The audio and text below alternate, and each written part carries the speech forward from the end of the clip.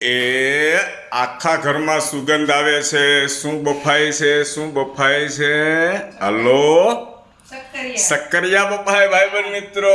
માટલામાં બાફવાના હોય, માટલામાં થાય મીઠા, માટલા જેવા થાય દોસ્તો. આ રીતે કોણ બાફે છે?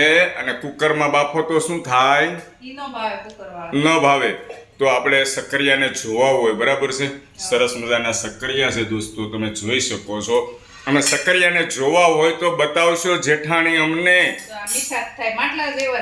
માટલા જેવા થાય એવું જેઠાણીનું કેવું છે. તાવડીમાં બાફે છે દોસ્તો. આહા હા, કાળા થઈ ગયા છે, દાજ પડી ગઈ છે. જેમ દાજ પડે ને એમ ખાવામાં મીઠું થાય. આજે પછી હું ટેસ્ટ કરું ત્યારે ખબર પડે કે માટલામાં મીઠું થાય કે તાવડીમાં મીઠું થાય. વધારે મીઠું તો માટલામાં જ થાય, માટલા જેવા થાય. સારું, ચાલો હમણાં થોડી વાર પછી હું ટેસ્ટ કરું ને પછી ખબર પડશે. સક્કરિયા બાફો તો આ રીતે બાફજો ભાઈબંધ મિત્રો. મોટા ભાગની મારી બહેનો અને માતાઓને તો ખબર જ હોય છે, આ રીતે જ બાફતા હોય છે. પણ શોર્ટકટમાં આપણે કુકરમાં નાખી દેતા હોઈએ છીએ. સાચી વાત ને?